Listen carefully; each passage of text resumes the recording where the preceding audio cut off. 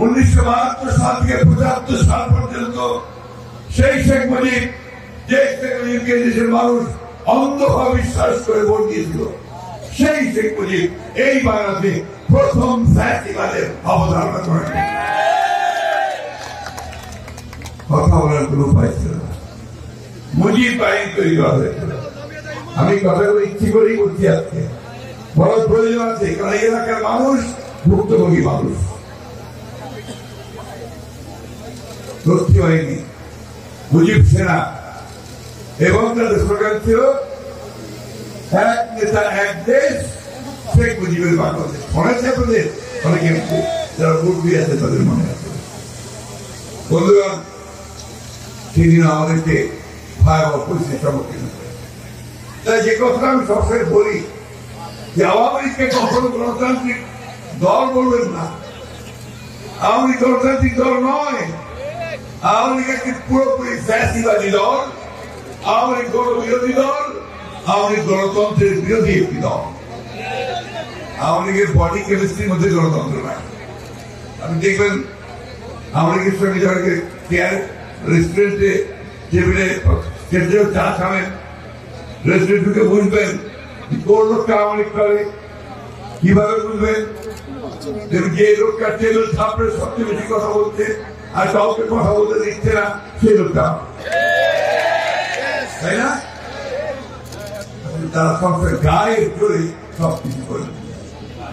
আর আওয়ামী লীগের মনে কেউ আমাকে দুটো জিনিস মনে হয়, একটা হচ্ছে সন্ত্রাস আর একটা হচ্ছে চুরি, দুর্নীতি। এই দুটো জিনিস ওদের মধ্যে আছে।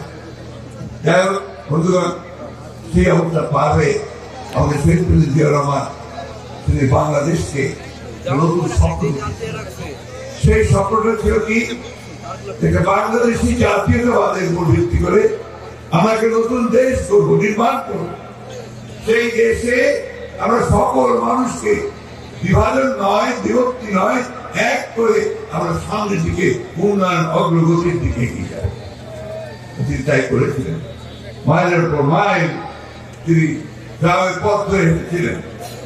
চারণ কবির মতো গান গিয়ে বেরিয়েছিলেন বাংলাদেশের উন্নয়নের জন্য, বাংলাদেশের ঐক্যের জন্য, এবং আমরা বাংলাদেশকে পারবো, আমরা পারি তা প্রমাণ করার জন্য 19 দফা কর্মসূচি দিয়েছিলেন বাংলাদেশের উন্নয়নের জন্য।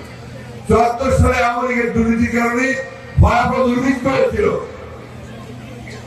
আমার সঙ্গে একজন ভারতীয় সাংবাদিক কয়েকদিন আগে দেখা করতেছিলেন। তিনি বাংলাদেশে 15 দিন ছিলেন। 15 দিনের পরে তিনি ভারত গেছেন। ভারত থেকে একটা ইউটিউবে তার সাক্ষাৎকার বেরিয়েছে। ভদ্রকের নাম হচ্ছে সৌমিত্র দুস্তিরা, আমরা পারে এটা দেখবেন। তিনি বললেন বাংলাদেশে যে সমস্ত প্রচারণা ভারতের মিডিয়া থেকে করা হচ্ছে তার একটাও সত্যি নয়। তিনি বললেন যে হিন্দু বা বাইকের উপর অত্যাচার কথা বলা হচ্ছে। আমি নিজে ছিলাম সেই সময় দুর্গা পূজার সময়, আমি কালী পূজার সময় ছিলাম। আমি দেখেছি যে সেই সমস্ত কোথাও কোনো সেই ধরনের কোনো কিছু ঘটেনি। কিন্তু ওই যে 72 থেকে 75 যে ঘটনাগুলো ঘটেছিল আমাদের, সেই ঘটনাগুলো ন্যাশনাল আর্কাইভ থেকে পুরো মুছে দেওয়া হয়েছে। আওয়ামী লীগের সরকার সেই ঘটনাগুলো একেবারে মুছে দিয়েছে।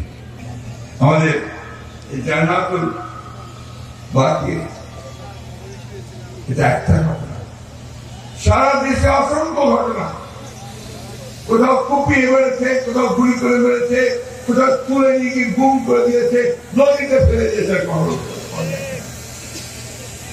বন্ধুগণ, এটা একদিকে আওয়ামী লীগ, যুবলীগ, ছাত্রলীগ, সন্ত্রাসীরা, অন্যদিকে সবচেয়ে কষ্টের কথা, দুঃখের কথা, আশঙ্কার কথা যে রাষ্ট্রের পুলিশ বাহিনী তাদেরকে ব্যবহার করে গুম করা হয়েছে, খুন করা হয়েছে, হত্যা করা হয়েছে, মিথ্যা মামলা দেওয়া হয়েছে।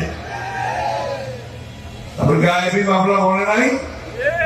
একটা ঘটনা ঘটুক আর না ঘটুক, মামলা দিয়েই সাথে সাথে 1005 জনের নাম, 2000 অজ্ঞাতনামা, লোকজনকে ঢুকিয়ে বাণিজ্য করা, অন্যদিকে হয়রানি করা, তাই না?